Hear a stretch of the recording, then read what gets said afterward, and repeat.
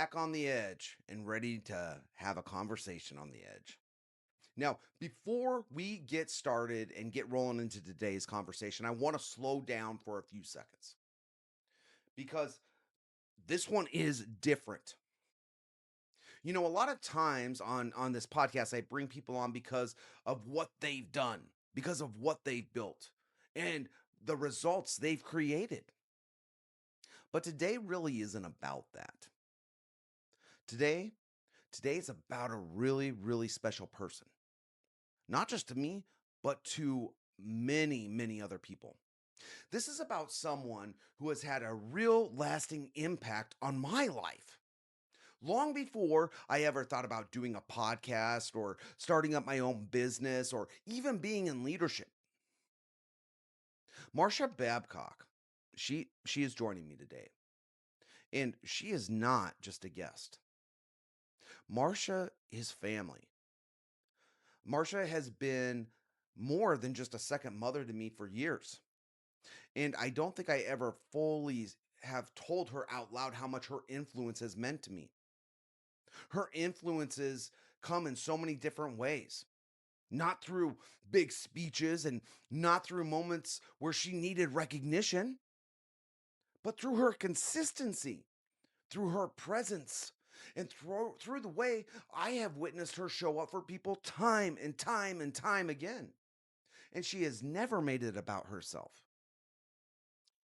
And if I'm being honest, and I always am, a lot of what I believe in leadership didn't come from a book, didn't come from a podcast.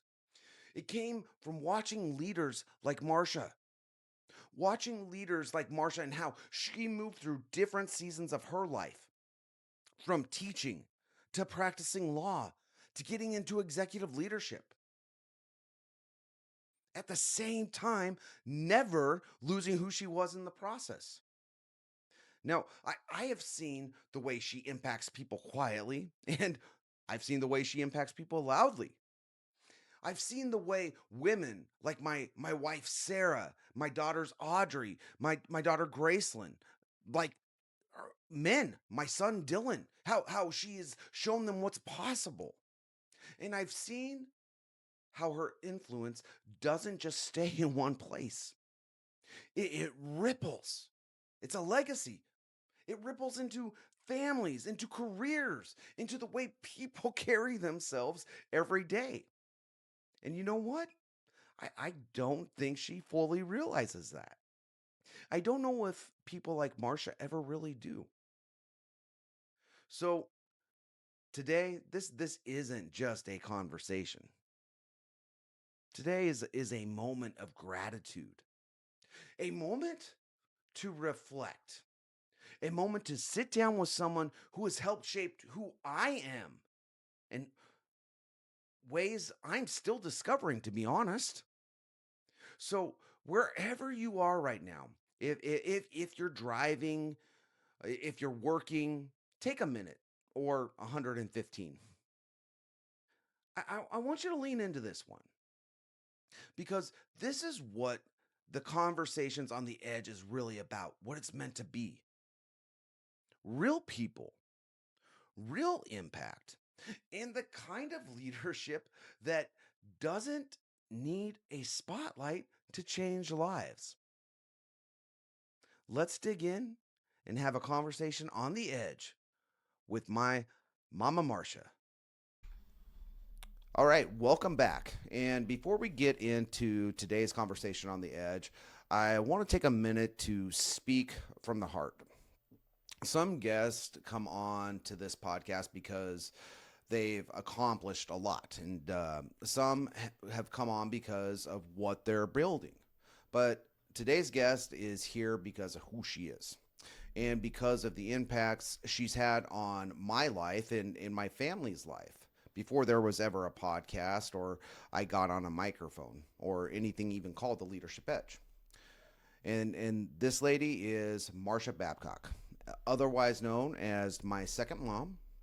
And I know she fully realizes, well, let me take that back. I don't know if she fully realizes how much she has helped shape me and my family, and even the way I see leadership.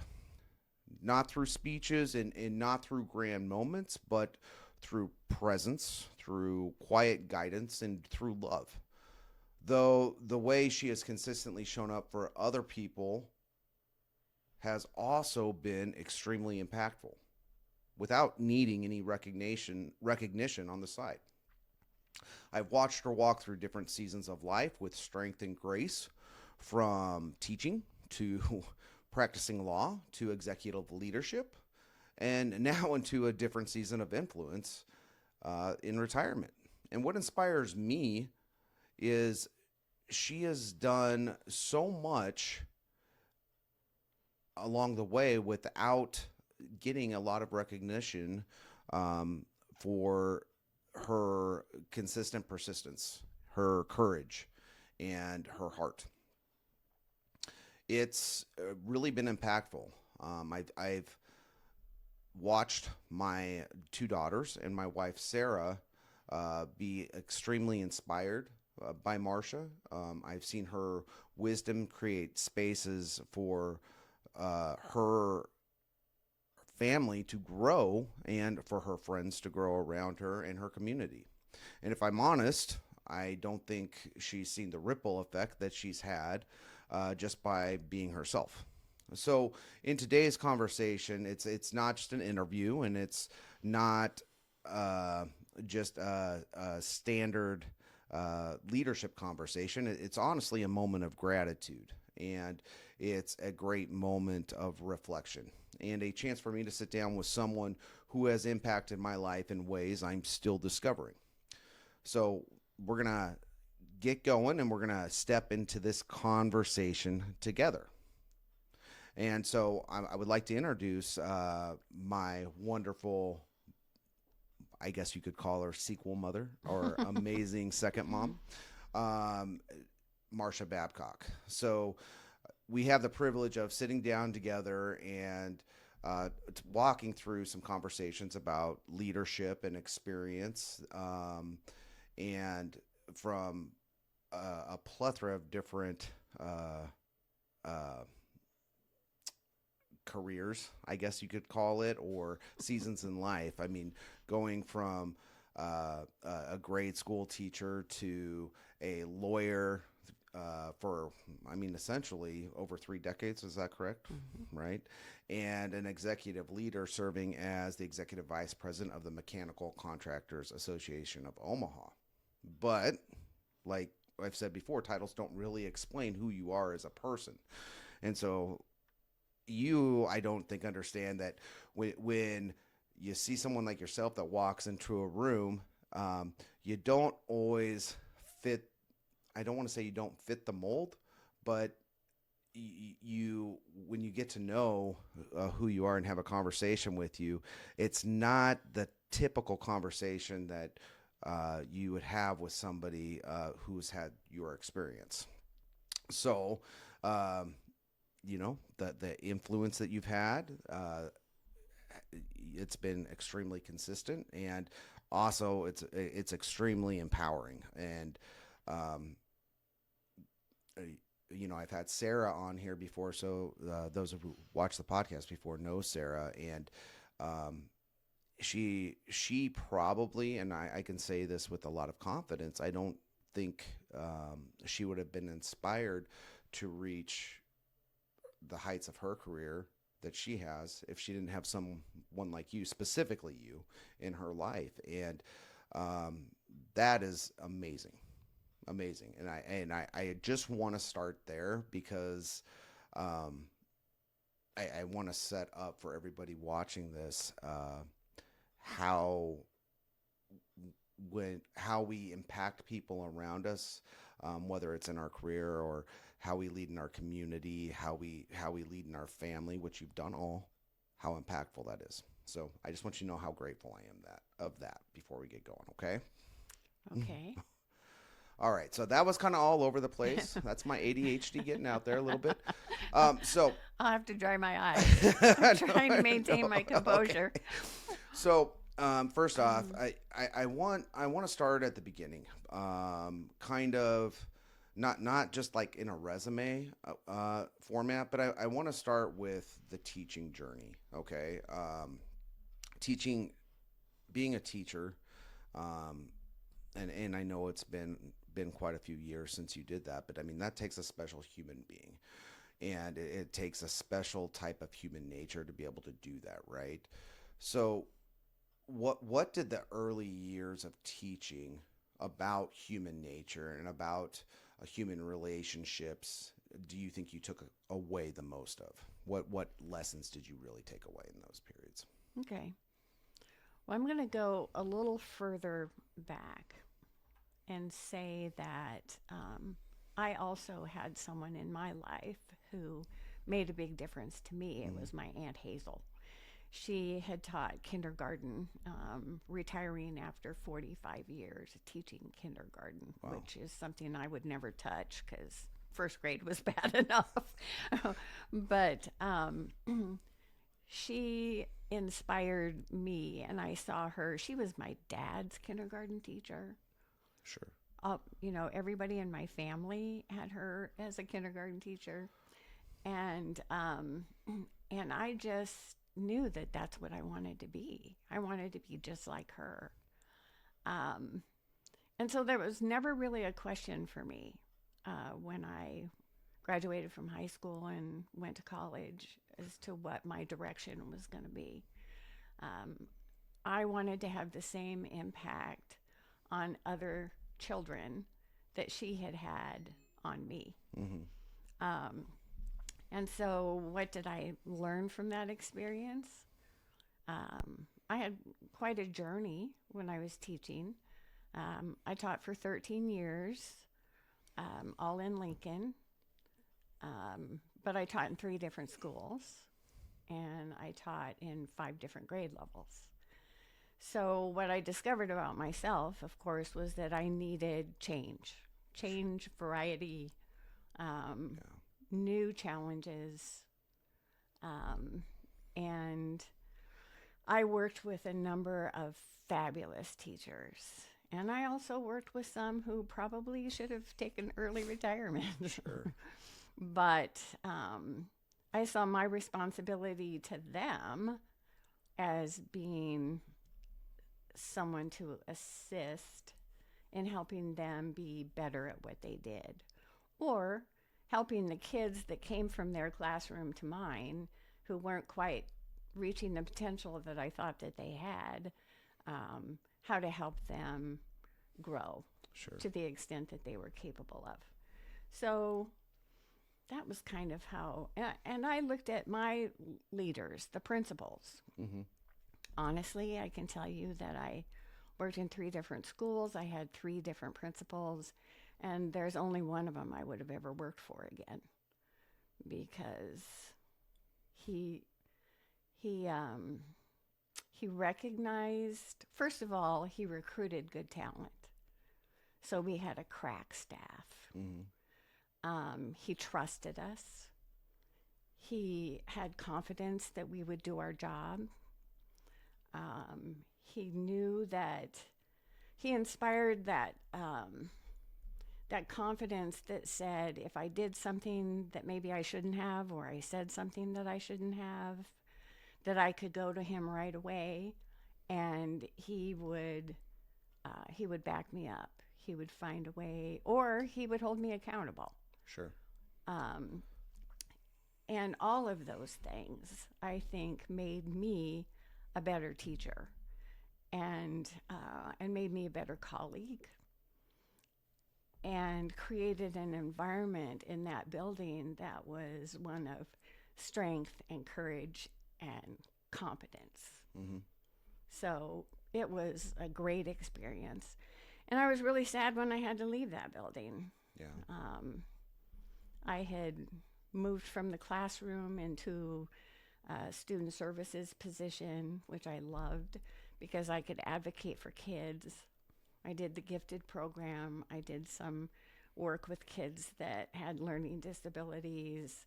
I worked with kids that had emotional problems. I was the backup for the teachers, so if a kid was out of control in the, in their rooms, they could come to my room, and it would be a safe space, and I could work with them. If they had a struggle with parents at a parent teacher conference and they were going to have to say some things that they didn't want to have to say, I could come in and say those things. Okay. And that gave them the backup that they needed. So I loved that position, but it was federally funded. And so it was cut. And when it was cut, there was no other teaching position available at that school, so I had to leave and go someplace else. And that was hard. Yeah. It was, it was kind of one of those little stumbles that you take where you have to just say, okay, there's something else out there, something else I was meant to do, and it's time for me to go find it. Sure. So I think that's So you taught at 3 schools, right. You said. Mm-hmm. So like where was that in your teaching career? Like first, middle, last? That was my middle. That was your middle? Right. Okay. My first experience was a challenge. Sure. First of all, I had gone to school in Omaha, and I had gone through their teaching program, and it was very different than the program that I was being hired for in Lincoln. And I struggled. I struggled with being able to follow the program that was in front of me and still feel like I was having the impact on the kids that I wanted to have. It's hard to explain. Let me give you an example. You couldn't use reading books. Everything was language-based. So it was writing. Mm-hmm. It was taking dictation from the kids. It was helping them develop their own language. This was foreign to me. I had never done anything like that, and I tried my best, but to me, it just didn't make sense.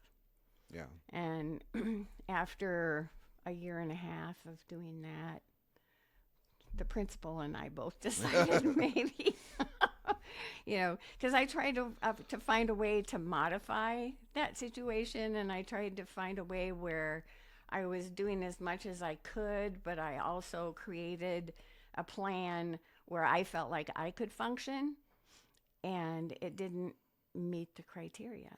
Sure. So that's the other thing I learned is that, there are institutions and there are rules, and you either play by them or you find a way around them. Sure. Or you leave them behind and go look for something else, which is what I ended up doing, and found that home in that next school. That was great. And then when I went to the third school, where I spent the majority of the time I had left in teaching, I really enjoyed it. It was a completely different atmosphere than either of the other 2 schools that I'd been in. Wasn't crazy about the leadership. Just kind of closed my door and did my thing. Mm-hmm. Dug into the teaching world. The teaching world. But tried to work more with parents. It was a different kind of parent than the parents that I had worked with before. And so, I thought that it was important for teachers to have a little bit more voice. And so I found a way to convince the PTO president that they needed to have a teacher on board for all of their meetings. Oh, sure. So that the teachers could have a voice and be represented in what their decisions would be. And I was able to do that for a few years while I was there. So, I felt like... Well, that just makes sense to have the teachers involved in a school organization like the PTO. So I got a follow-up question because it kind of stuck with me. So we talked a little bit about your principal, your leader from your second job. Mm-hmm.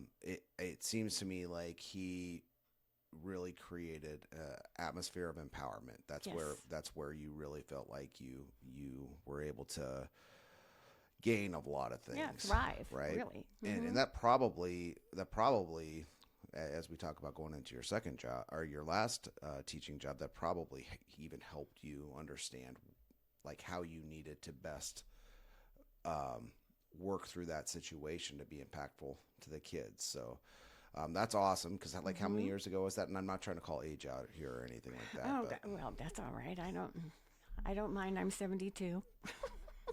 Um, let's see. That was in. I left that school in 1988. The hmm. last school. I went there in 1980. Oh wow, So okay, it would have been what, like 79, 80 okay. when. So we're talking 45 years you've carried that with you, Hmm. right? That's awesome. Another thing when you were talking about him, um, something that I'm really passionate about was the ability to identify talent and recruit talent. Hmm. What did you learn from him through that, and how have you carried that into your leadership career? Oh gosh.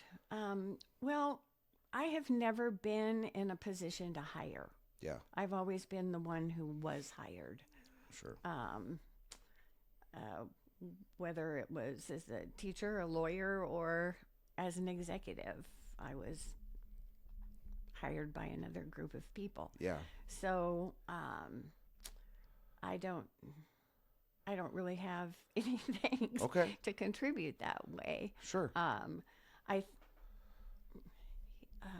yeah, I don't. I haven't done it, so Or I well, I have bet you no have, and you. expertise. I bet you have, and you just don't. Like even when you think about it, as you're working through with different teams, I think sometimes when I even think about like recognizing talent, it's the the ability to see someone's potential and invest Hmm. in them. And I know you've had people like that in your path. Sure. So I guess let me kind of rephrase the question. What did you learn from him that helped you to better identify that as time went on? Do you think you got any good lessons from him on that, or Um, throwing a curveball? Yeah, I apologize. I don't know what I don't know what lessons I learned. Um, I mean, I could look around at who he hired and I could see some of the attributes that all of them Yeah, had. right. You know, um, they were all smart. Sure. They were all serious. They were all compassionate. Um, they were dedicated. Um, Sounds like they were mission based. very Yeah. mission based, and they were proud of their profession. Sure. So in some ways, they kind of demanded a level of respect, but they earned it. Mm-hmm. So it was easy to give it to them. Yeah. Um, I guess those would be the things that I saw in my colleagues that I'm assuming that he used in looking for the kind of staff that he wanted to have in his building. That's awesome. Because I can only imagine. I mean, I know teachers. I have teachers that actually work for me in my current job, and I hear a lot of all of the unpassionate things. How can I say that to be nice? That there's just I don't hear a lot of amazing things from some folks about being a teacher, but then the ones that you come across that, or even like talking to you, like your aunt who inspired you so much, right? Mm-hmm. They had a passion for it, right? Like that. I mean, yeah, I'm sure there was rough days, but when you have those Mm-hmm. teachers that just absolutely love what they do and like getting through the rough days, that's just part of it. But they're still focused on like bringing children along for the ride and seeing them Mm-hmm. grow to their peak, right? Like Mm-hmm. those are like I think the unsung heroes in society this day and age, because I have come across a few even at my daughter Graceland school, few individuals that I'm just awed by, because you can honestly tell that they really care about these kids and seeing them excel. And she goes to a private school, so there's a lot of brats there. So I'm sure they deal with a lot of stuff. But you know, so off subject there. Last question around the teaching experience. You have probably taught thousands of kids. Is that accurate to say? Oh, I would say hundreds. Hundreds. Okay. Mm-hmm. Um, what has been the most impactful experience as an adult in later life that you've had when you've ran into a former student? Oh gosh. Um, well, it would have been. I can think of two situations. Um, One where I had been out of the profession for probably about 10 years. And one of my former parents and students contacted me and invited me to his graduation party from high school. It was important to them that I be there Hmm. so that they could, you know, thank me and tell me about how much I had impacted that particular student's success. Um, so that was, when you're out of it for that long Yeah. and somebody still wants to tell you you know, I mean, your heart just bursts. Yeah. The other one I can think of is I was at a school for some reason. I can't remember what it was. It may have been with one of Susie's girls or something. And one of the teachers came up to me, and I had her in second grade, so she was 8, probably 7 or 8. And she was now teaching at that school. And I kind of recognized her, like, you could see something there, like, I think I know Sure. you, right? But she came up to me, Becky, and she said, I just want you to know that you're the reason I became a teacher. That's cool. So, you don't get very many of those. Yeah. Every once in a while, it's so meaningful. I wish more parents would do it if they feel that way. But every once in a while, you would get a note at the end of the year from a parent, thank you for what you did, whatever. You don't get very many of them. When you do, I think I kept them in my drawer for a long time before I finally tossed them out after you go through and read them one Yeah. more time Yeah. and finally, throw them away. But it was something I felt like I needed to keep for a while, just for no other reason than just to remind yourself. Because sometimes you do get bogged down with, I don't Monotony. know, Yeah. some of the Yeah. stress of the job, or, some stupid rule that they come up with, or, some meeting that you have to go to where you really could better use your time in your classroom. There's all that outside stuff that teachers have to deal with. And so every once in a while, you do have to take out those notes or revisit those conversations so that you can remember why it is that you're there and that it really does matter. Yeah, I get that. I had a rough couple years, um, a few years back here, and I think I had gone through that where you just question, am I an impactful person, right? Mm-hmm. Like, am I, it, especially when you're working in a for-profit business, like, am I doing anything besides putting money in the cash register? And Mm-hmm. am I like doing anything except trying to get the best score on a performance dashboard that I can?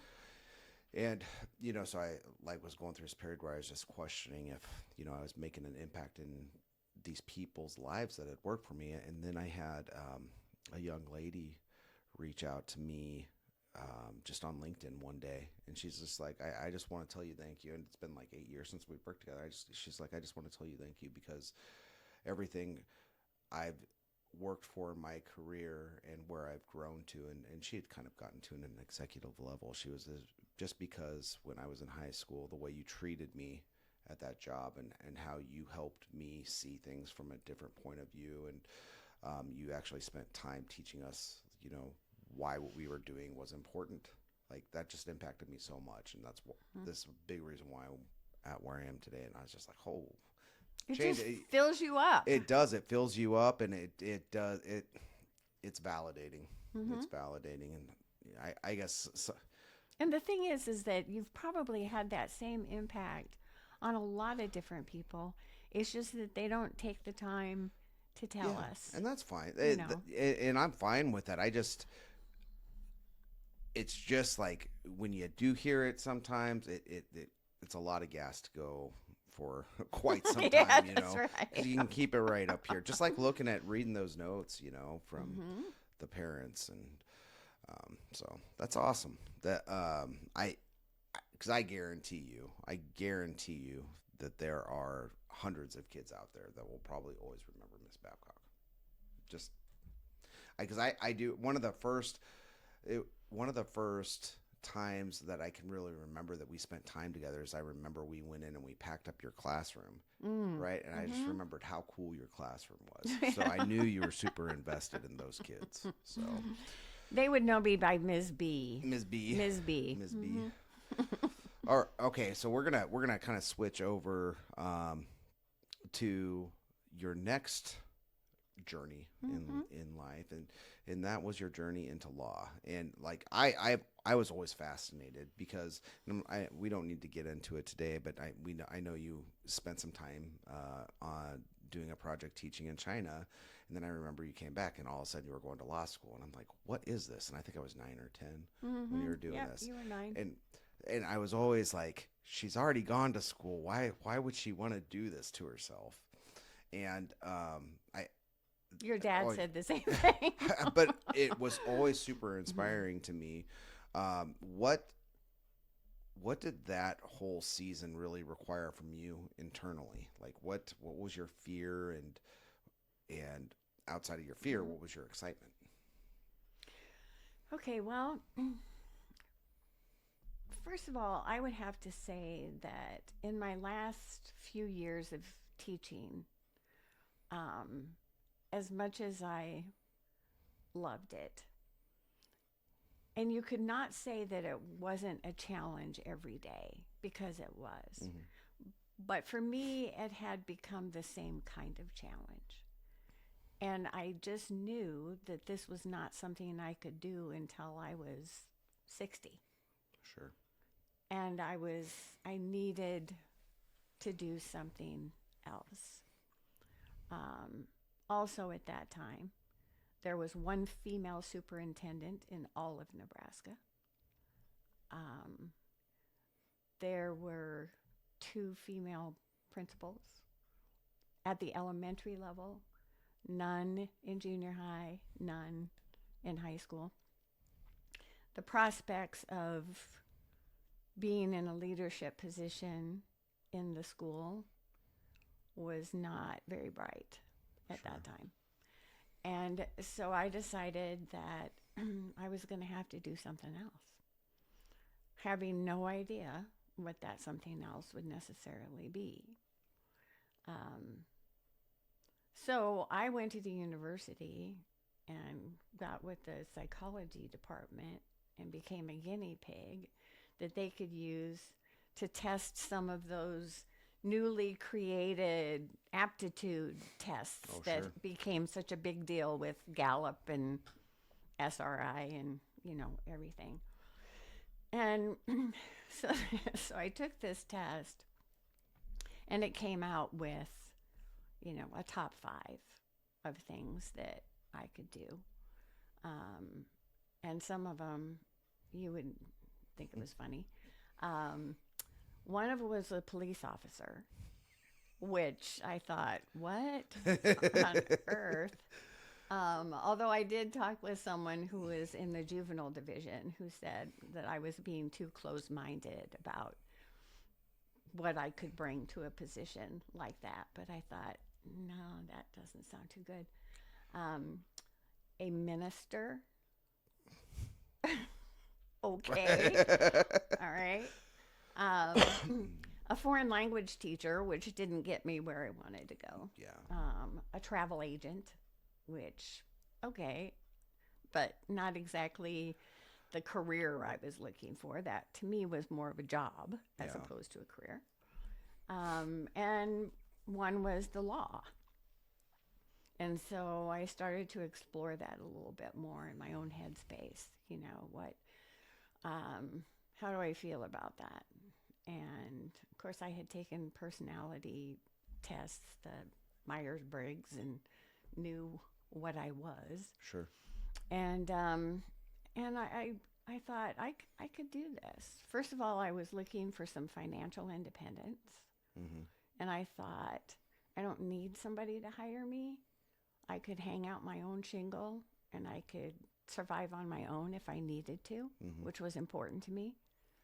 Um, and I had always been an advocate. I was advocate for my kids in my classroom. I was advocates for other teachers. I was involved in the Teachers Association and worked on the negotiations team. So advocacy was just growing up, I was always somebody who spoke for other people who didn't necessarily feel comfortable speaking for themselves. I also kind of had a sense of, fairness Okay. and justice was always, you know, um, something that I think was part of my personality. And so I thought I could do this. And I'm saying this was probably about 3 years before I quit teaching Sure. and before I went to China. And so I started saving like a third of my income. And I was single at the time. And I just kept putting it away. And I thought, I don't know what I'm going to do, but I'm going to put away enough money to be 1 year's worth of salary from teaching so I knew I could live on it. And I'm going to do something else. Sure. And I applied, I went in and took the LSAT. I probably did better than I would have otherwise because it wasn't a make or break kind of deal for me. Yeah, It was, no, let's the pressure explore wasn't this. there. The Yeah. pressure Yeah. wasn't there.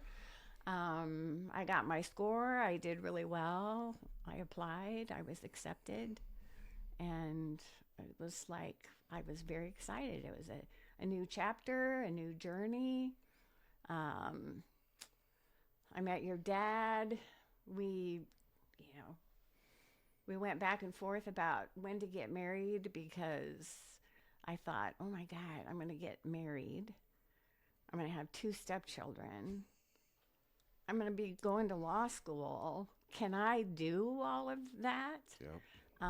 And he assured me that I could. And then you threw something else in the middle of Then it. I threw something else. Yeah, I threw your sister in there for good measure. Yeah. So yeah, there was a lot. There was a lot going on, but everything was positive. It was all, it was all good. It was all something to look forward to. It was, it was exciting. A new chapter, a new challenge, and it was a challenge. Yeah. Well, it was, even though you're looking at it, I mean, as a child, you look at it through a different lens, and I know we're not even going to go down that whole other trail, but wasn't the easiest child, right? But I mean, it was noticeable, right? And that's where, like, I just want the folks that are listening and watching, I want them to understand, like, when we do things and we carry ourselves a certain way in life and how we handle situations, you just don't understand you don't always understand how you're impacting those around you and like the eyes that are on you. And like, I mean, I saw it, right? And I'm sure Susie saw it. Hadley, our little sister, was too young to see it, but at the time, but I mean, I knew it. Like, you just got back from China, just got married, you just bought a house with your new husband, you just got two brats, right? You inherited two brats. And then all of a sudden, you find out you're having a baby, your first baby, right? Like, we saw that. And that was, and just your ability to balance all of that, stay focused on school. You still had a husband that at some points in his career was just he had to be just almost non-existent because he had to be straight focused and Mm-hmm. like you just balanced it perfectly and thank you. That was all.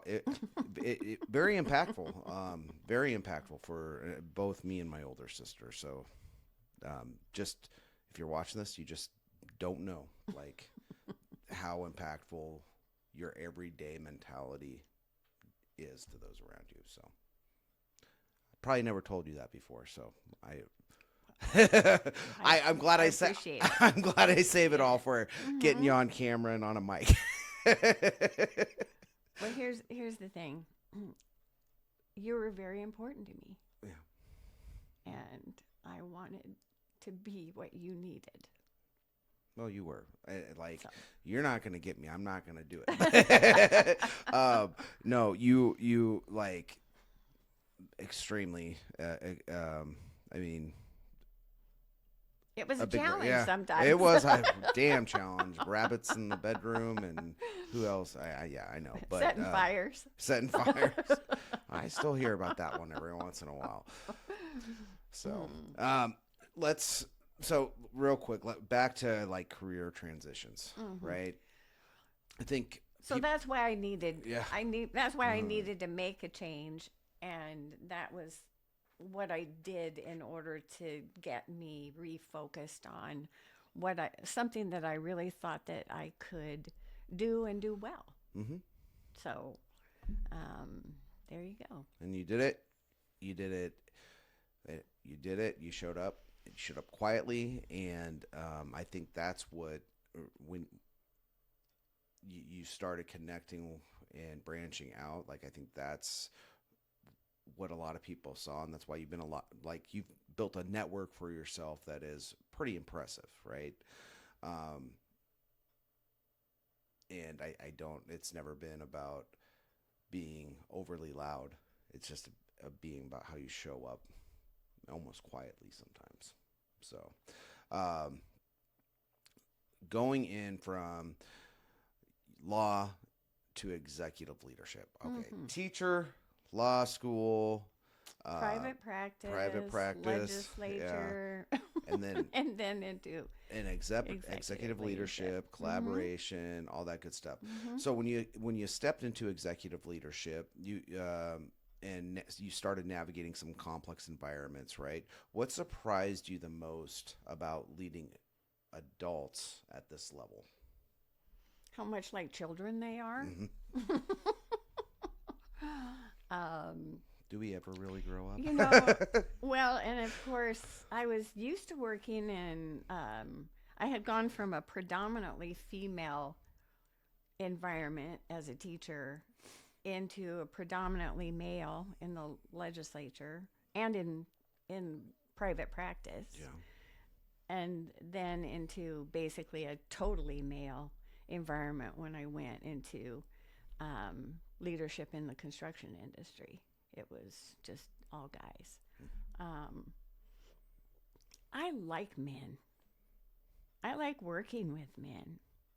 Um, Anyone who says that there isn't drama with men is lying to you. Oh, there's more drama. But but it's but it was interesting because as a woman, I felt like I could be an observer of the drama and not be in the drama Sure. like it is when you're in a totally female environment. For me, I would have become part of the drama.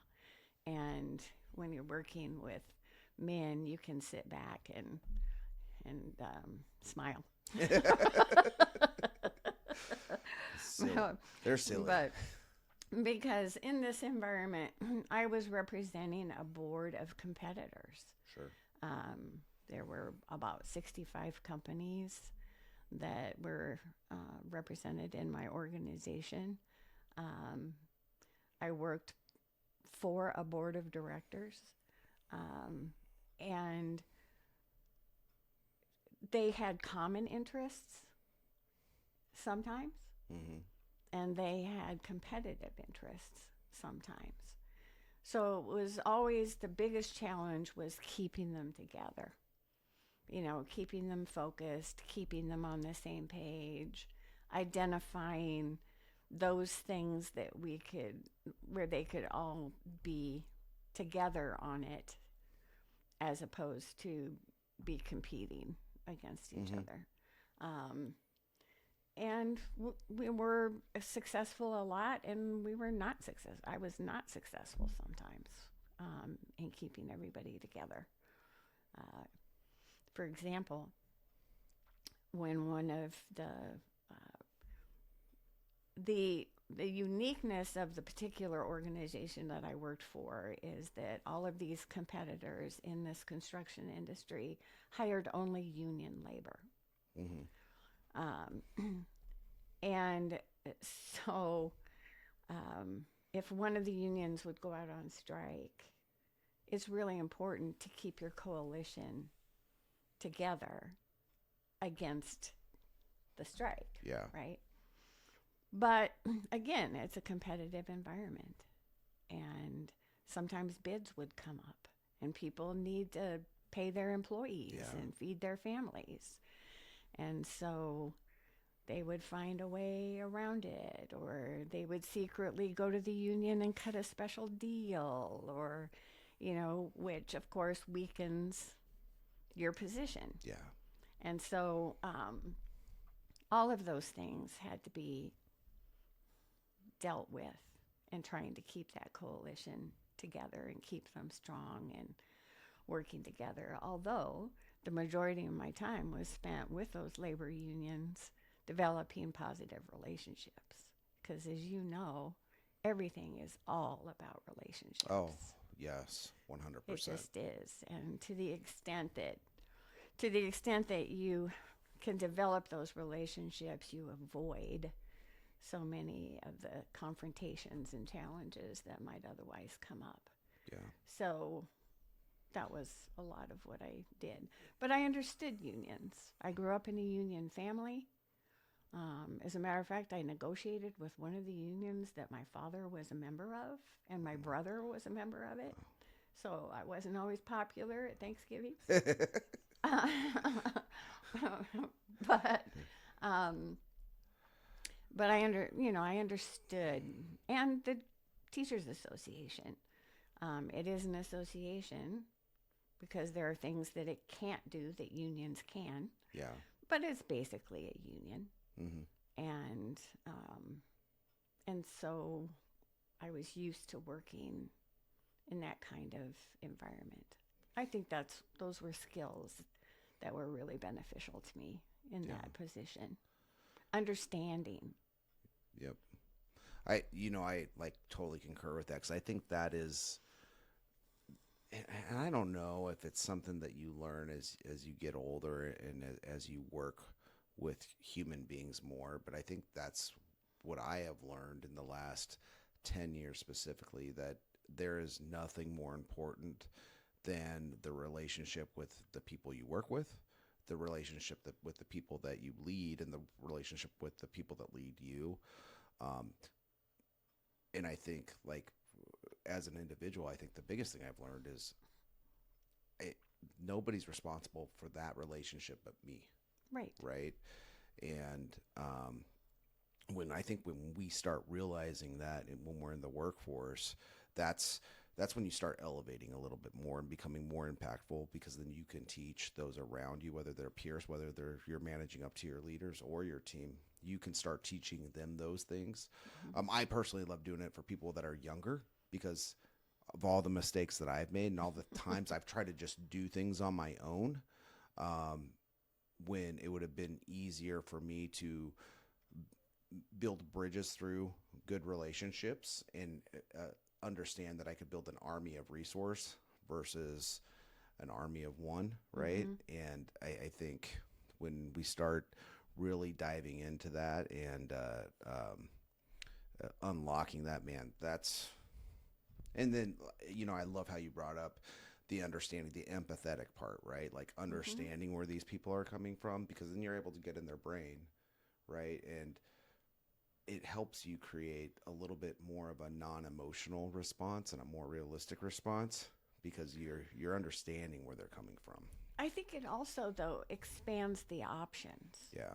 in your mind, because if you don't understand, then you're basically dealing with your own thoughts about how this needs to go or how it Yeah. should go or whatever, as opposed to being open to other ideas and possibilities, because you start seeing things from a little different point of view. Or when someone comes at you with an idea or a proposition, um, you're better able to respond to it because you're seeing where it's coming Yeah. from. Yep. Um, and I don't know. I guess that part of that came from dealing with a lot of people in teaching and a lot of personalities with kids and other adults. I think part of that came from my training in the law, where I have to tell you, I when I first took the Myers Briggs, I was on the emotional scale. I was like so emotional, Hmm. um, and your dad always reminds me the first time he saw me, although we didn't know each other, the first time he saw me, I was in the back of a pickup truck with a microphone, and we were working the rule when a federal mediator had come in to help negotiate a teacher's contract. And we were picketing Hmm. at the old administration building, which is, of course, Lincoln High now. Um, and because, man, I was fired up, you know, but I was very, I was much more emotional. And maybe the job required that, Yeah. you know. When I was in the law, you definitely, that is not required. What Yeah. is required is, you know, more analytical, more thoughtful, more strategic. And when I took the Myers Briggs in law school, I hadn't lost emotional, but it had gone from clear out to almost to the midline, Yeah. just because I had been trained to think differently. Now, sometimes I miss that emotion. Yeah. I miss um, I miss being more passionate about something. You Hmm. know, I find myself kind of going, well, there's this side and there's that side, and I see this and I see that, Yeah. which was very helpful in subsequent career paths, but it's a part of me that I miss. Do you think you miss like the feeling of it, or do you just like the rawness, or Yeah, I think both of those yeah. things. I miss the feeling of it. I miss it makes me wonder sometimes, you know, is this just one of those things that happens when you age and you have more life experience? Is that you know, you see more the panoramic view than you do the view through the microscope? Yeah. I don't know exactly what it is. Or maybe you just get you just get tired of beating your head against the wall, Yeah. which could be it too. Well, I mean, it's life. I mean, it's life lessons too. Like, I mean, I I personally used to be very like overly trusting, and I don't want to say like in a bad way or anything, but I would that would sometimes lead me into situations where people knew that and they could take advantage of me, Mm-hmm. right? And so, I mean, I found myself at, through all that because it burned me a couple times, like walls, right? Mm-hmm. And it's hard to like when you go through those experiences in life and you see different things and you change who you are, like it's almost impossible to shift back because like I kind of miss that about myself. I get where you're coming from because I miss like the just Like the vulnerability, the maybe. vulnerability piece, Mm-hmm. yeah, right, and maybe even the naivety a little bit, Mm-hmm. right? Like being naive's not so bad Mm-hmm. sometimes, but I mean, it probably really honestly is just uh, evolution, right? And it can be good and it can be bad, I guess. I'm definitely not as hot headed as I used to be. I mean, I appreciate that, but but what I'll tell you too is like I think probably as a leader though that's probably made you more impactful as time's gone on though because it's not. I mean, we lose that piece where we miss that passion, we miss that energy of the emotion, but what's required from us is so different that it's that sacrifice piece too that Mm-hmm. um, has helped you probably be, or most definitely be, a lot more impactful. Don't you Well, think? you Or hope so. you You hope do. so. I Well, I do. I have to tell you because it was so great. I've been retired now for 7 years, yeah. I can't and believe that, by the way. I can't either.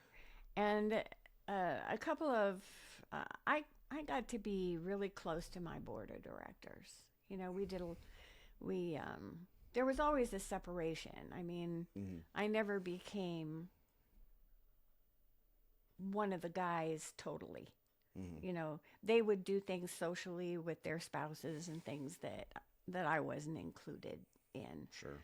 Um, so it wasn't that kind of relationship, but we were really good friends, and we spent a lot of time together, and we traveled a lot together.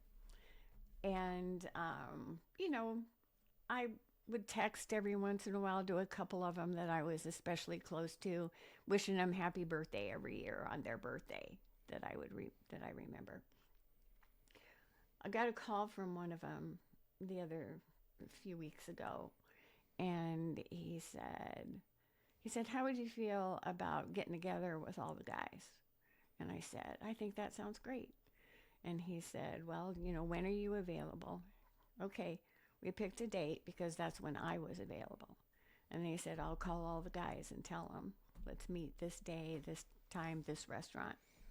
Um, and everybody showed up, and it was hugs all around, and it was great. It was just great. And that filled me up because, again, it's about relationships. Yeah. It was building that trust, that closeness, that belief in each other, um, and yeah, it was it was great. Yeah. And it made me feel good that after 7 years we They could still all wanted to get be. Yeah. together, and they still wanted, and they wanted to make sure that I was there. That's good. It was great. That's awesome. All right. So we're gonna switch it up just a little bit more Uh now. oh. Yeah. So the little bit for me, this is a little bit more personal, and I think we've already gone there a little bit more than I thought I was going to. Um, so I've watched my wife Sarah grow a lot as a leader, and I've already told you I can't. I don't. I think you have any idea how much you've influenced that, and whether it was intentional or just inspirational, uh, you're really honestly a role model to a lot of women, and that's freaking outstanding because you even have talked about that earlier on when we were talking when you were talking about the lack of female representation in educational administration in the state of Nebraska or the legislature or even the construction industry, right? Mm-hmm.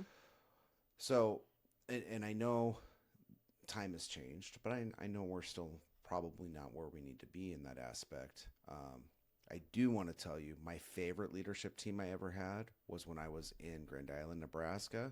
I had myself, and then I had a leadership team of 7 women, and it was my favorite leadership team I ever had. Right, and That's because you could observe the drama and I, not be but part you know of it. what? I mean, there was some drama because Mm-hmm. they ranged from age. I think one was my eldest was 60 all the way down to 24, right? So you had that Mm-hmm. age gap and all that stuff, but they kept each other in check. They kept me in check in a good way, and it was just we worked together really Mm-hmm. well. And I do know it was 100%. It wasn't anything to do about sex. It was to do about perspective, Mm-hmm. right? And those types of things that I've been through in those types of situations where I have learned to treasure diversity with whoever you're working with. And it's not like not sex, not race, not culture. It's diversity of thought Mm-hmm. because that makes us stronger, right? Mm-hmm. And I think I've seen society has slowly started transitioning to that more and more and more. Sometimes I think it's pushed for the wrong reason versus the reason why we need to unlock it. It's just more powerful. But as kind of circling back and pulling it back to the question, when you think about all that, what advice would you give women today stepping into leadership? um, be yourself. Uh, think for yourself. Trust yourself. Um, Evaluate yourself. Mm-hmm. You know, be honest about what your strengths and weaknesses are. Um, Understand that everyone has value. Yeah. Um, and that there are going to be people that you just love being around and people that you would just as soon not be around. But that doesn't mean that they don't bring some level of value to the team or to the table. Um, it does mean that maybe you're not going to be as close to them, or you might be more selective about when you include them because you understand that in this situation they can bring something to the Yeah. table, but in another situation they would just be a roadblock or whatever. Um, but I think that you just have to keep moving forward, Mm-hmm. um, and trust that eventually someone is going to recognize you for what it is that you bring to the situation. Um, it's harder because um, we have different expectations. Yeah. Women do. I mean, um, I'll give you an example.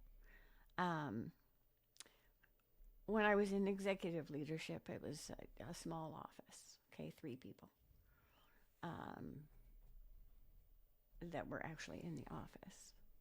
Um, I would not have dreamed of bringing Hadley to the office as a child. You know, I mean, yes, when she was older, I could stick her in a back room for some homework or something.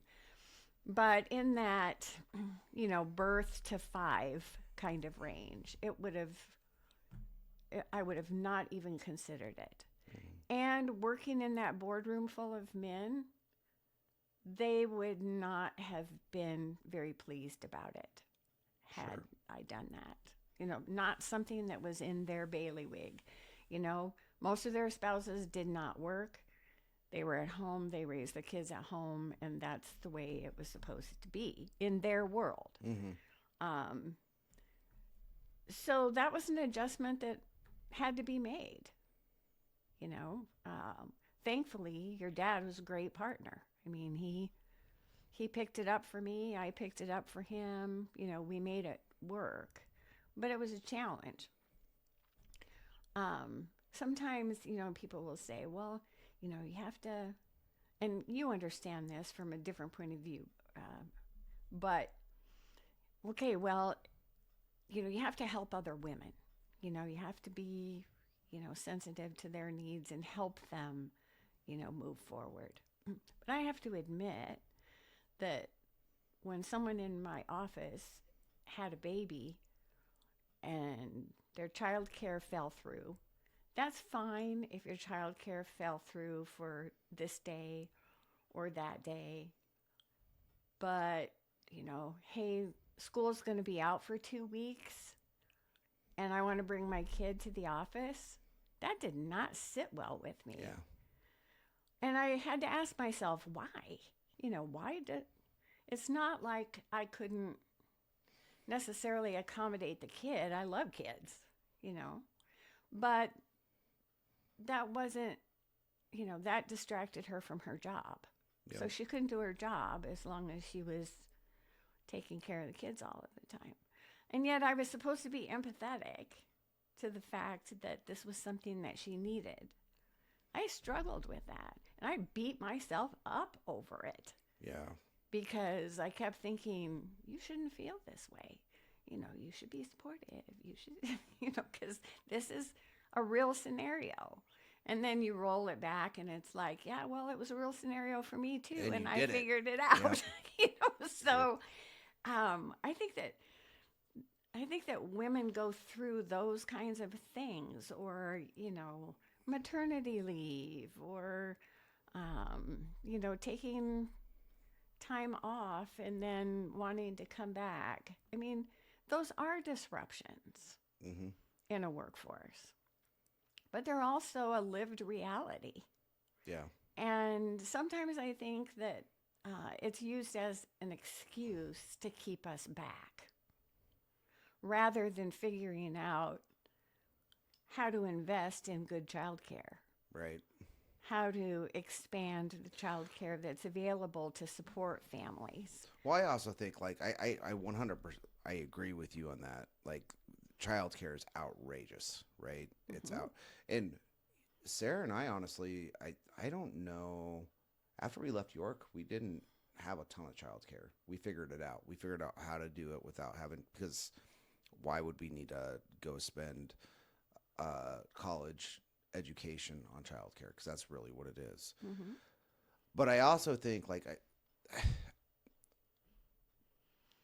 okay, so let me be careful. I think we've gotten kind of soft as a society when it comes to being able to create responsibility for, or create a sense of responsibility to the expectations on what it takes to fully do your job. Does that make sense? Mm-hmm. I mean, because I go through the same thing. 100%. Like totally get like what you're saying, because I've got, you'll have somebody that continuously has health issues.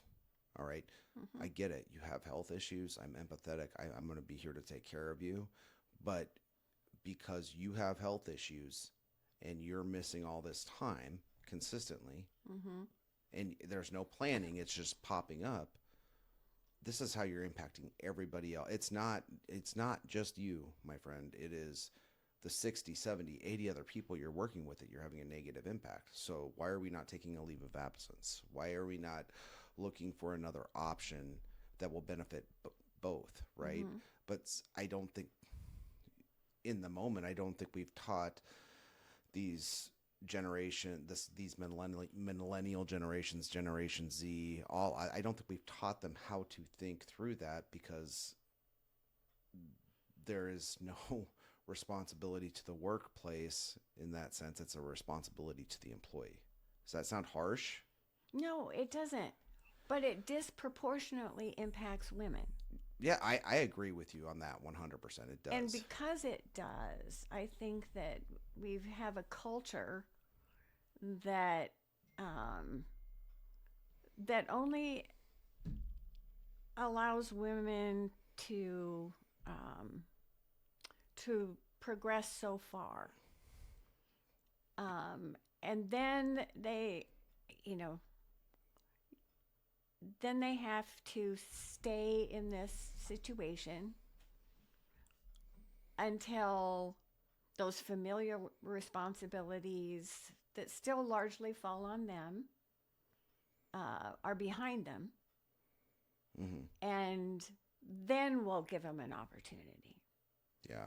So I think about all of those years in between when they could have been doing so much more or could have been positioning themselves for that executive position or that boardroom or whatever.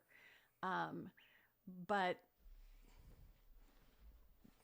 it may not have been the sacrifice that they were in a position to make at the time. Because their leaders are thinking, well, you're not ready because you've got this in front of Mm-hmm. you, right? And it's going Mm-hmm. to be distracting. I Or could see I'm that. not going to hire this, you know, 23-year-old because she's going to get married and she's going to get pregnant and, Yeah. in 5 years she's going to be gone. Yep. So why would I invest in her and all of this training? And there's that tape that I think continues to roll, even though you have no idea 5 years from now where she's going to be or what she would be capable of or whether or not she had planned and was prepared for.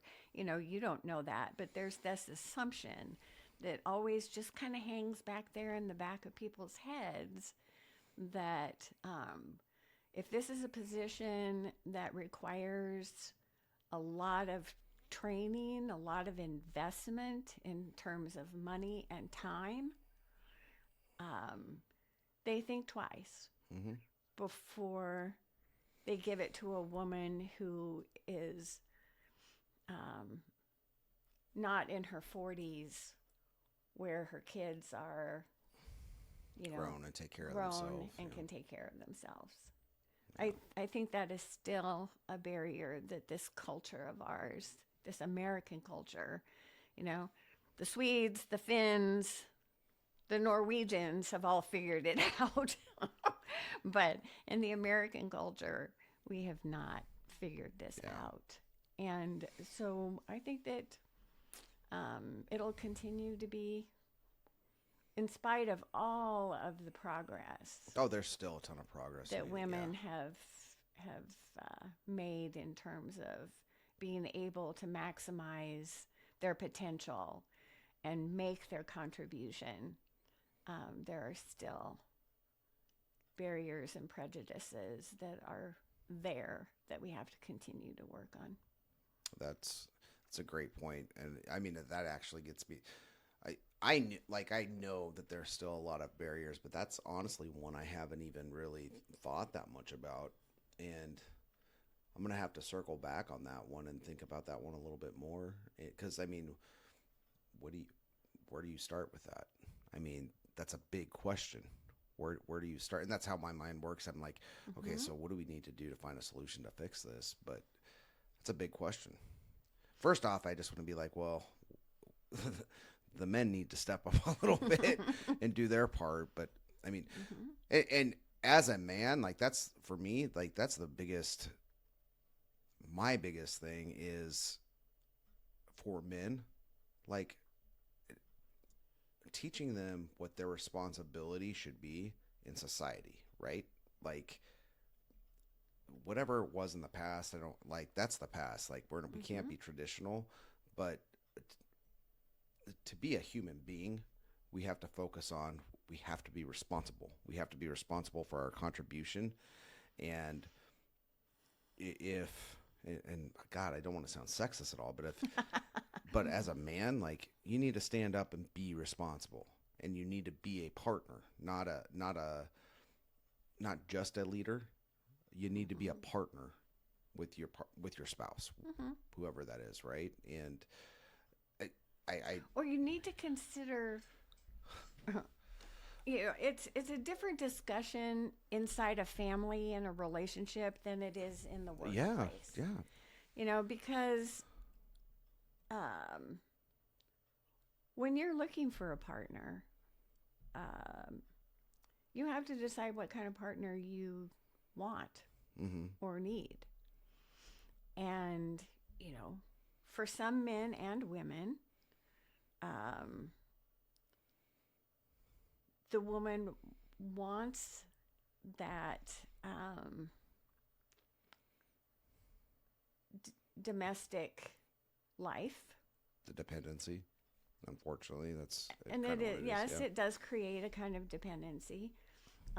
And they want you to go out and do your thing, make lots of money, bring home the bacon. Yeah. you know, Yeah. they want to live They a want a sugar lifestyle daddy. to Yeah. which they've become Yeah. accustomed. Whatever. I mean, and for a lot of guys, that works for them. Yeah. That works for them because they like that, and that gives them a lot of flexibility, and um, that puts them in a situation where they can leave a lot of those other distractions behind and just focus on themselves Mm-hmm. and their careers and what they need.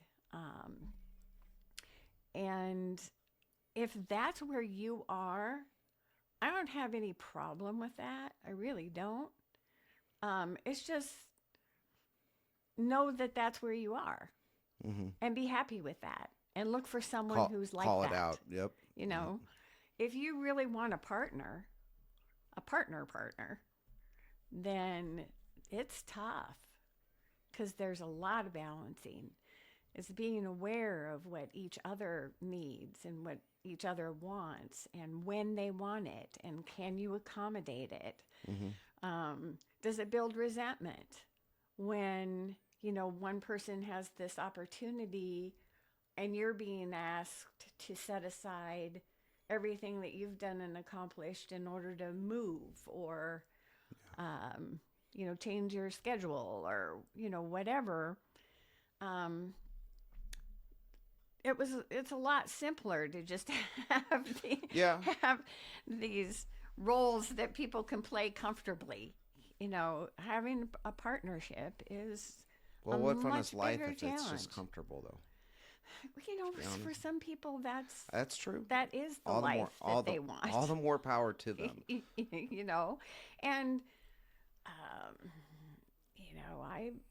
I can see where that it can create a lot of conflict and a lot of challenge. Well, I think both ways. I Um, mean, because I think too, like if you think about it, like, and maybe I'm just looking at it from my perspective here, but if I could see that other life possibly creating some resentment in the long term, because I mean, when mhm, you think about a life like that where you have the partner that is the provider, right? mhm, They're focused just on, I mean, it's just their career they're focused on. I mean, you run the risk of building a sense of um, individualism, not in a bad way, like entitlement almost. entitlement and selfishness, right?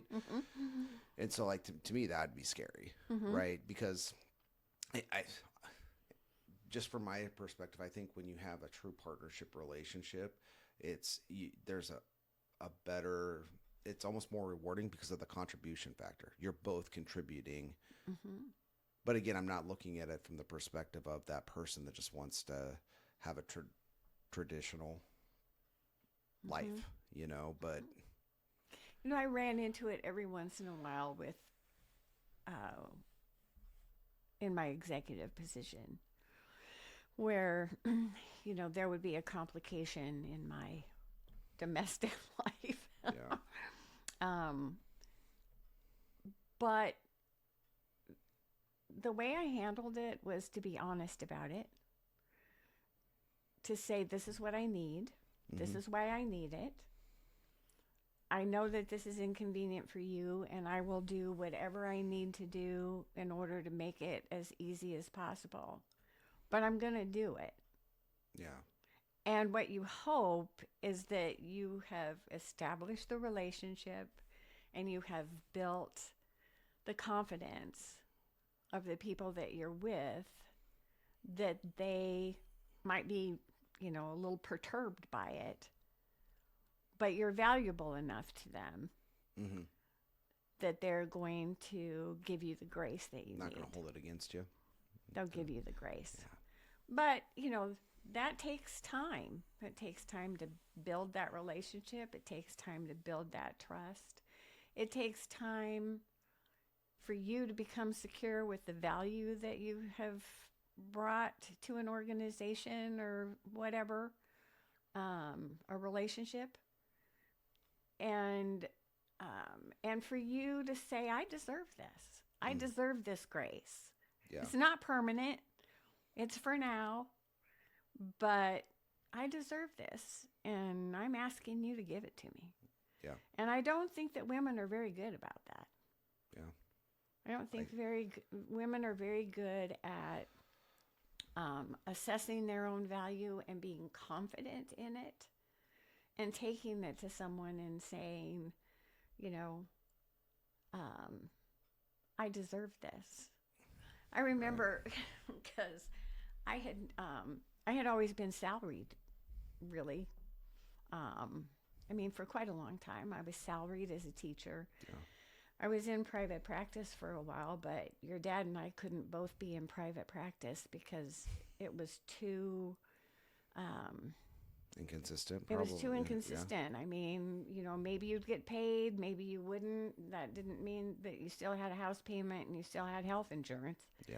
Um, and it was too stressful. Um, there are times when, do I have a regret? I don't know that I really would call it a regret. But when I was in the courtroom, I liked it. Yeah. It was fun. It was um, it was a real challenge, and I had some success with it. And but it was your dad's Mm. life's work, and this is what he needed. And so I had to say, okay, who's the more flexible of the two people here in this relationship? you know, um, my identity wasn't all wrapped up in being a lawyer. I could be other things. I could do a lot of other things. That's the way I chose to look at myself Sure. and say, how can I be a lawyer but do something else that, excuse me, that was more stable? And when I had an opportunity to go to the legislature and become a legal counsel for a committee, and then for the speaker, it was great. I mean, but it was salaried. Yeah. So we knew that we were going to have a paycheck coming in every month and we were going to be able to make our house payment and pay our health insurance. Um, and whatever your dad brought in was like gravy, Sure. and we could set it aside and save it for a car or whatever. Um, so that was really the first time I became the breadwinner Yeah. for our family, the stability. Um, and and I was okay with that.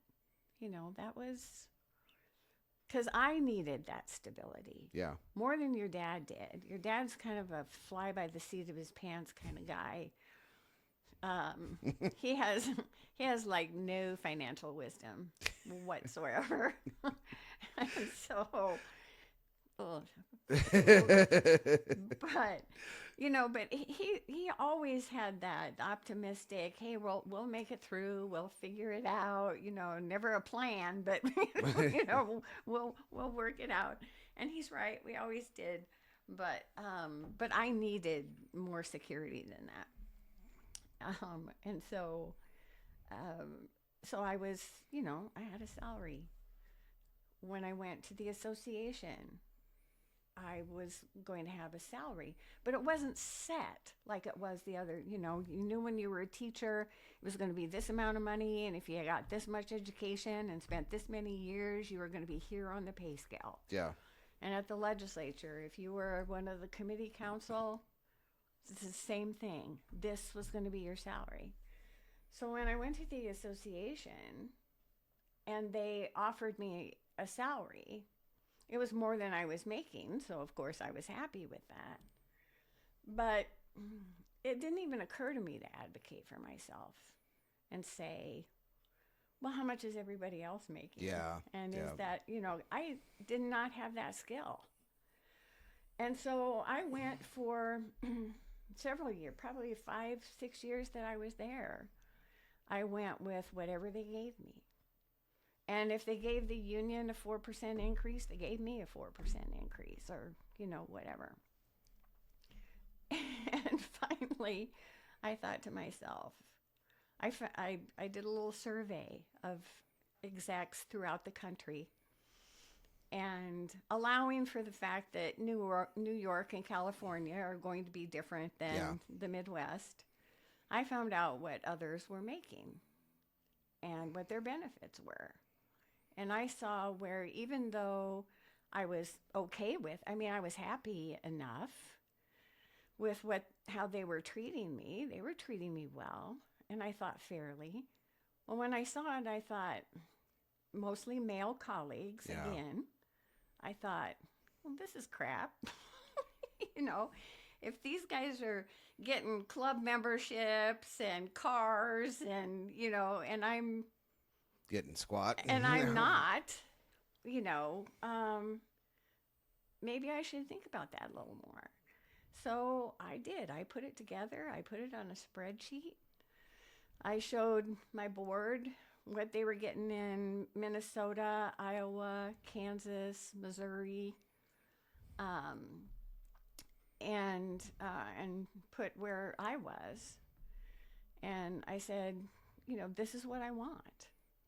It was very uncomfortable for me, Mm-hmm. very uncomfortable, and it was uncomfortable for them, truly, Probably was, yeah. because had I been a guy, I think they would have expected it. They would have expected this guy to come in and say, okay, yeah, this is great, but this is what I want. Yep. Um, and now here I had not done that for a while. And now I was coming into them and saying, well, you know what? This is what I want. And I got most of what I asked for. Not everything, but I got most of it. And we got past it. Mm-hmm. And after that, it was not that big of a deal Sure. to sit down and say, well, this is where we're at here. This is where I think I want to be. And let them be uncomfortable for Yeah, a hell yeah.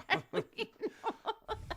Well, they should have never put you in the situation in the first place. So, But right? it was, Yeah. it was a dynamic shift, a shift in the dynamics between us.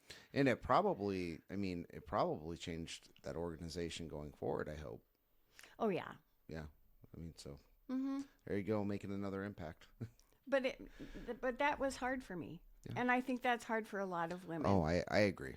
Like, Because I think there are a lot of women who also have come from situations where, they were offered a salary, they took it, and then we just kind of take whatever comes. When you sit down with your employees and you give your evaluations and you say, I'm going to give this one a bonus, but maybe not this one, or this one a bigger bonus than the other one. That has to be a real struggle for you. oh, it's terrible. To do that. But Well, I think but what I have come to learn, and I've made my mistakes plenty of times, but every day you have to be transparent and clear, right? Because we shouldn't sit down to evaluation time. We call them quarterly conversations, but we shouldn't sit down to that time and get to the table when I'm doing an evaluation and one of my team members has they should not be taken off guard, right? mm-hmm. They shouldn't be taken by surprise. They should know the way the conversation's going to go. And I've just learned when you've been able to have conversations like that, it ends up being more of a two-way street if you allow that kind of atmosphere. So if there needs to be a disagreement, or even like in a situation you were in, like that relationship should have already been established where they could have said, hey, this is what I want. That's just my mind. And maybe, I'm probably thinking at a different level, but I made all those wrong. Mm-hmm. That's Well, 30 years of making the wrong mistake or the wrong decisions on some things. And you learn that stuff over time.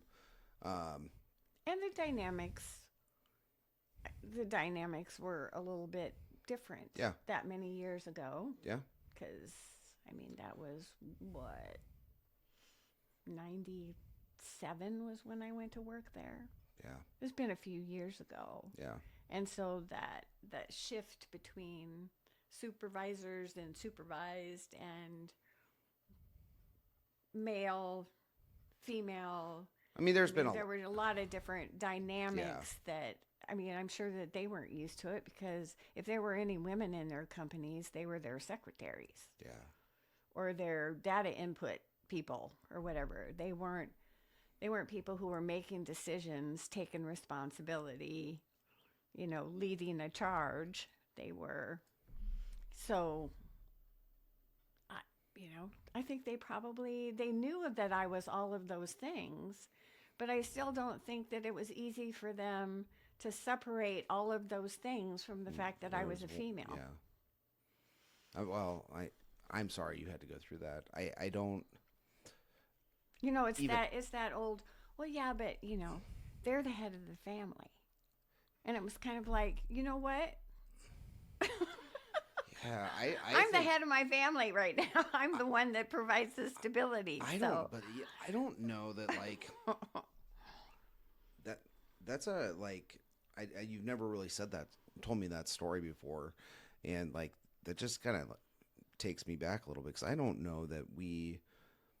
And when I say we, I'm probably even talking Gen X, right? Like understand what a shift. And again, there's still a lot of work to do, but what a shift there's been because I grew up in the 90s, right? I'm just thinking Bill Clinton, Britney Spears, boy bands, and graduating from high school or whatever, mm-hmm, right? And like to me, that's just crazy. It's just mm-hmm, crazy because it doesn't seem like it was that long ago. That I mean, we were still so, and we still got a lot of work to mm-hmm. do, but we're still set so far back that we treated women in that aspect. So, like when you're talking to people these days, like and thinking about anybody in leadership, female or male, what would be your piece of advice to advocate or build an environment that advocates more for women's equality?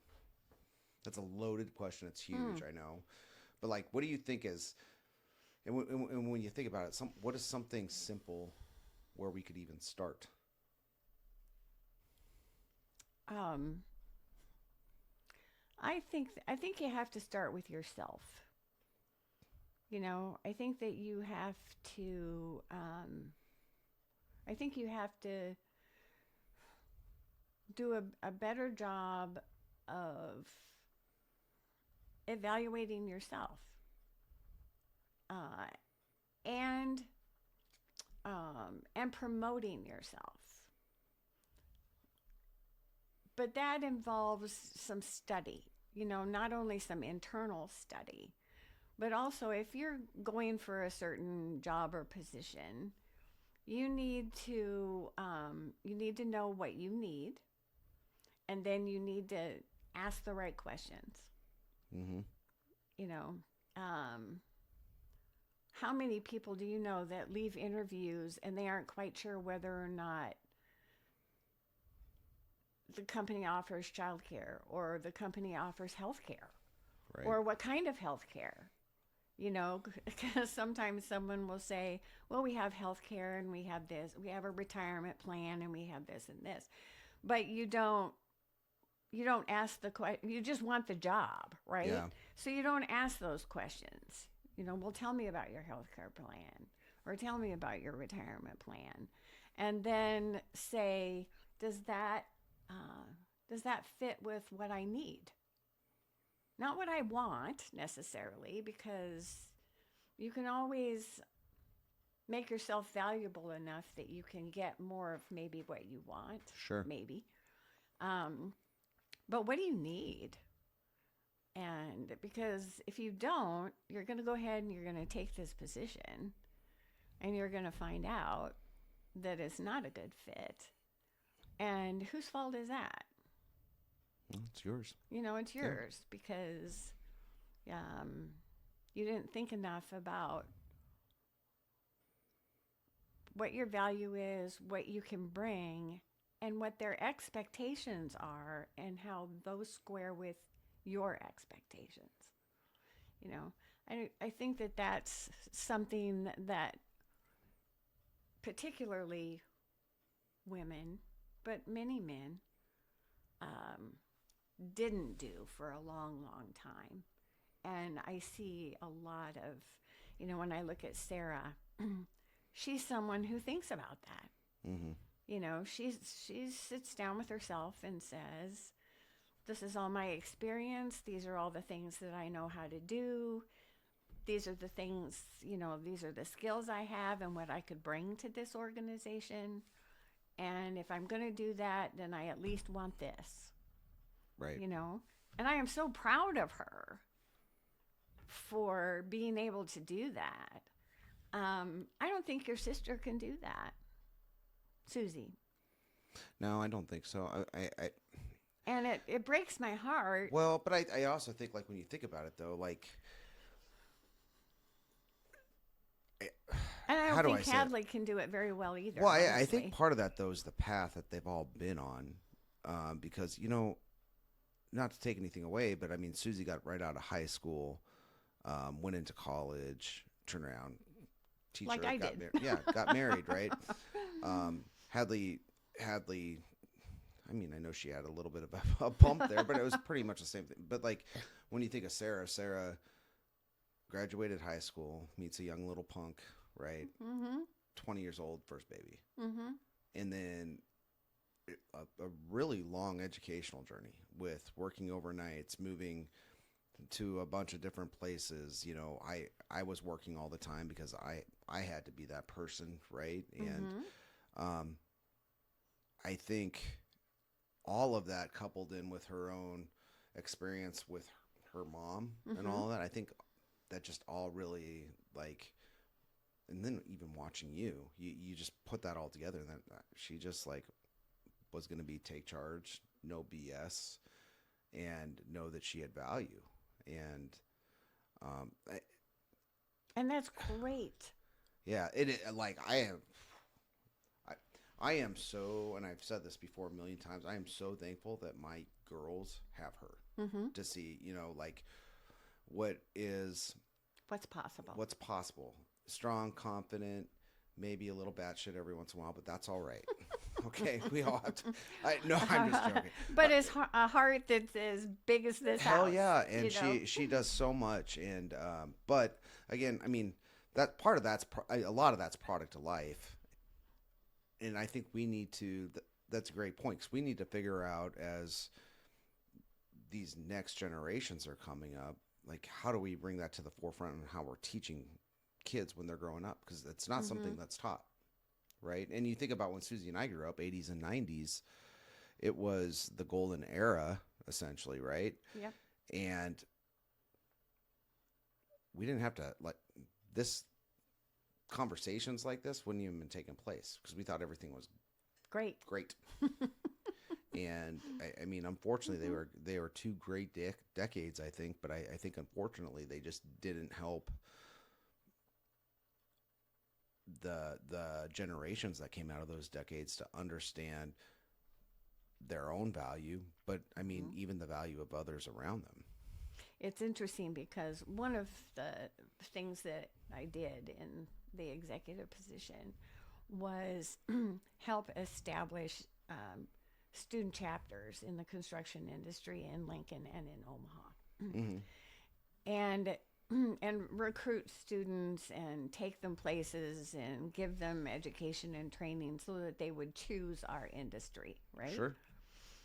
And and uh, one of the things with these student chapters is that we would, as an association, we would finance taking some of them to our national convention, which was always a big deal. I mean, probably at least 2,500 people, speakers from all over the world, um, you know, musical acts from everywhere, and very impressive. Sure. And we would have panels of, yeah, I remember specifically one time we had a panel with all of these, what would they have been, Gen Xers, I guess, at the time. They were sitting there, and we were trying to have a dialogue with this panel of students about what would bring them into the industry, you know. And it was all about them telling these guys what they needed to do, what they needed to give them, you know, in order to attract them. If you want me, this is what you have to do. Yeah. And it went over like a lead balloon. You can imagine Yeah. how that was to all of, you know, to all of the boomers in the room. Yeah. you know, uh, that we're just glad that somebody gave them an opportunity for a job Right. when they were that age. And and that really stuck with people. You know, it kind of colored their perspective on that generation. Yeah. You know, it was, well, guess what? If you come to work for me, you're going to be here from this time to this time. You're going to be here until that job's bid. And if that's not 5 o'clock, you aren't going home. Yeah. And, you know, it was, it was that kind of a, and the reaction from the students then was, oh, well, then I'll be looking for job elsewhere. And after a while, the guy's reaction was, well, good luck with that because we don't need it. Yeah. It was just a real, Such a differential.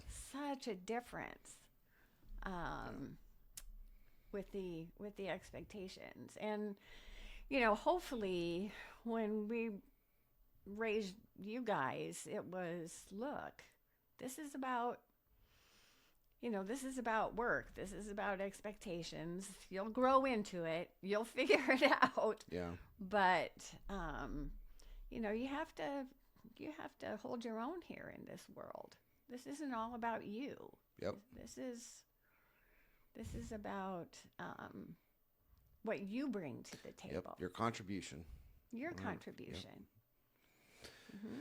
Yep. I I mean, I have And had and many I'm of those conversations. yeah, and we haven't made a whole lot of progress with the generation since, have we? No, Really? I do though. I see like Graceland's generation.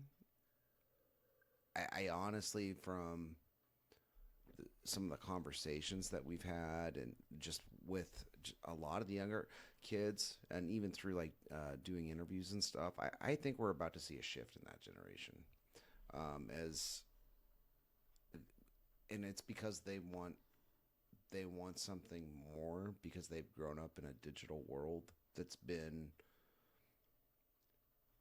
um, I don't want to say it's been false, but it hasn't been genuine, and like they're craving that.